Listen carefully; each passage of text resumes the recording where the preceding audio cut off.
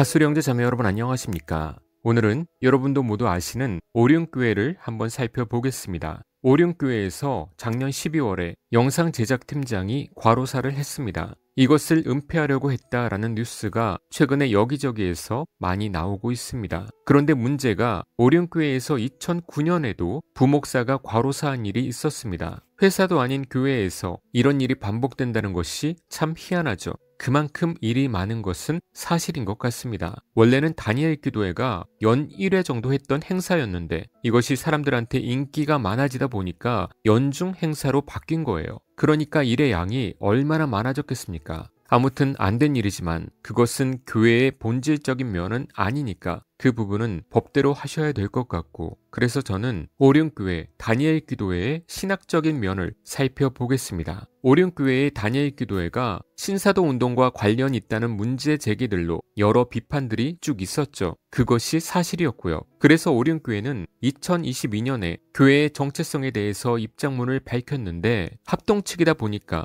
개혁주의 신앙을 지킨다라고 밝혔습니다. 이렇게 방어할 때는 또 개혁주의를 팔아요. 누가 그렇게 하라고 옆에서 코치를 해준 것 같습니다. 그런데 이 입장문을 밝히는 이때쯤에 김은호 목사의 설교가 있었는데 3분 정도 되니까 한번 보고 오겠습니다. 분별을 해보시길 바랍니다. 실존주의 철학자 장 폴 사르트르는 이런 말을 했어요. 인생은 B와 D 사이의 시이다라고 했습니다. 무슨 말입니까? 인생은 태어나는 것, birth, 그리고 태어남과 죽음, death 사이의 choice, 선택이라고 하는 것입니다. 그렇습니다. 우리 인생은 태어날 때부터 시작해서 죽을 때까지 끊임없이 수많은 선택을 하면서 살아갑니다. 인생은 선택입니다. 그러면 왜 하나님은 우리의 앞에, 우리 인생길에 복과 저주를 두셨을까요? 그것은 우리로 하여금 선택하도록 하기 위해서입니다. 그래서 하나님은요, 우리 앞에 복과 저주를, 사망과 생명을 두셨다라고 말씀하시면서 곧바로 선택하도록 하기 위함이라고 말씀하고 있어요. 자, 신명기 30장 19절의 말씀을 읽겠습니다. 다 같이요. 내가 생명과 사망과 복과 저주를 내 앞에 두었은즉 너와 내 자손이 살게 하여 생명을 택하고. 왜 하나님이 우리 인생길에 복과 저주와 사망과 생명을 두셨다고 말씀하십니까? 택하도록 하기라는 거예요. 그래서 말씀하십니다. 너 자신만이 아니라 너의 자손을 위해서라도 생명을 택하라고 말하고 있어요. 예? 여러분, 우리 자신만이 아니라 우리의 자녀들, 우리의 자손들을 위해서라도 죽음이 아닌 생명을 택하라는 것입니다.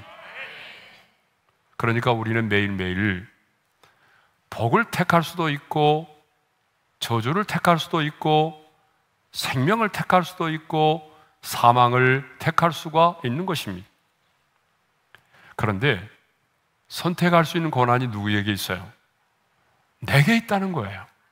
그러니까 내가 생명을 선택할 수도 있고요, 내가 저주를 내가 선택할 수도 있고, 내가 복을 선택할 수도 있고, 내가 생명을 그리고 사망을 선택할 수도 있다는 것입니다. 여러분, 선택할 수 있는 권한이 내게 있다라고 하는 것은 얼마나 큰 특권이고 축복인지 모릅니다. 그렇죠? 내가 이 세상을 살아가면서 내가 스스로 뭔가를 선택할 수 있다고 하는 것은 하나님이 내게 주신 엄청난 특권이고 엄청난 축복이에요. 그러나 더 중요한 것은요, 하나님은 내가 선택한 것에 대해서는 바로 책임이 강조되고 있다는 거예요.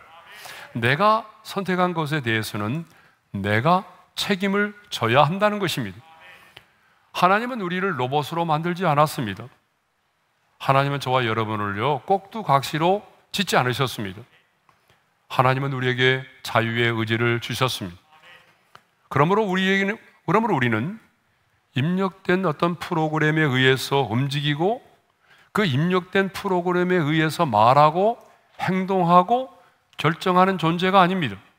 네, 전형적인 알미니안주의자들의 자유의지에 대한 주장을 하고 있죠. 거기다가 알미니안주의보다 더 심한 실존주의자인 장폴 사르트르의 사상까지 인용을 한 것은 정말 심각한 것입니다. 사르트르는 선택이 본질을 만들어간다고 주장을 했죠. 그리고 그에 따른 책임을 져야 한다고 말했습니다. 그런데 김은호 목사가 그대로 얘기하고 있죠. 이런 것이 철학을 가져온 알미니안 사상입니다. 이런 것이 세상 속된 말로 빼박이라고 하죠. 이것은 피해갈 수가 없는 것입니다. 어떤 핑계를 대도 지금 올린 이 영상 부분만으로도 알미니안성을 인정한 것과 다름없거든요. 정동수 목사와 똑같은 거예요. 그것도 개혁주의를 따른다고 하는 합동 측 대형 교회에서 말이죠. 여러분도 교리를 배우지만 어디 가서 분별하기가 쉽지만은 않습니다. 왜냐하면 이런 이단성들은 계속해서 변형되어 가기 때문이니까 말이죠. 그래서 신학적 원론만 가르치는 사람한테 배우면 여러분도 원론만 얘기하다가 밖에서는 분별하는 지혜도 없이 당하는 것입니다. 그래서 제가 분별하는 노하우를 하나 알려드리겠습니다. 이런 알미니안 사상에 물든 교회들도 똑같이 하나님의 주권과 은혜를 말합니다. 그런데 어떻게 말하는지 아십니까? 하나님의 주권을 강조하면서 그 주권으로 자유의지를 주셨다고 말하고 그 자유의지로 하나님의 은혜를 붙들라고 말합니다. 그래서 하나님의 은혜를 말하는 듯 하면서 교인들의 의지적 열심을 뽑아내죠. 그것을 그들은 은혜를 받았다고 속입니다. 절대 아닙니다. 유튜브에 보면 다니엘 기도회 출신이었던 현시성을 가진 젊은 목사도 이런 식으로 말하던데 그것이 알미니안주의예요. 개혁주의를 가르치는 알미니안주의. 이것이 이해가 되십니까? 이것이 이해가 돼야 됩니다. 항상 말씀드리지만 우리나라 대형교회들 중에 구원이 있다라고 생각하는 곳은 제가 볼 때는 거의 없습니다. 교회가 커서 이런 말을 하는 것이 아니라 본질적인 구원의 복음이 없다는 것이죠. 그래서 차라리 극단적인 말이지만 그런 대형교회에 가서 한 구석에 앉아 있기보다 정말 바른 성경 해석을 온라인에서 배우는 것이 100배, 1000배 낫다. 그러다가 정말 거듭나고 진리를 알면 스스로 교회를 찾을 수 있게 될 것입니다. 그러니까 지나가는 여러분, 사람 수에 현혹되지 마시고 분위기에 미혹되지 마시고 지겹도록 강조하지만 바른 교리를 가르치는 곳에서 배우시길 바랍니다. 다니엘 기도회도 혼합적이고 CCM들만 부르는 참여하지 말아야 할 기도회이고 가끔 연예인들이 와서 헛된 간증만 하고 오륜교회는 합동측임에도 불구하고 이런 기본적인 교리도 지키지 못하는 곳입니다. 교단 신학에도 거스르고 있고 또 구원에도 당연히 치명적인 곳입니다. 그런 곳에서 시간과 돈 쓰지 마시고 가소리에서 과외로 배우는 것이 여러분의 영혼에 수백만 배 유익이 될 것이고 우리나라 교인들 중에 구원받은 자들은 1%도 안 된다는 것을 덧붙여 말씀을 드립니다. 부디 깨닫게 되는 성령의 역사가 여러분 중에 있기를 바랄 뿐입니다. 이렇게 여러분의 의지적 선택이 아니라 성령의 역사를 겸손하게 기대하는 것이 진정으로 하나님의 주권을 인정하는 것입니다. 단어가 비슷하다고 똑같은 것이 아닙니다. 이런 지혜와 분별력이 충만한 여러분 되시길 주님의 이름으로 축원합니다.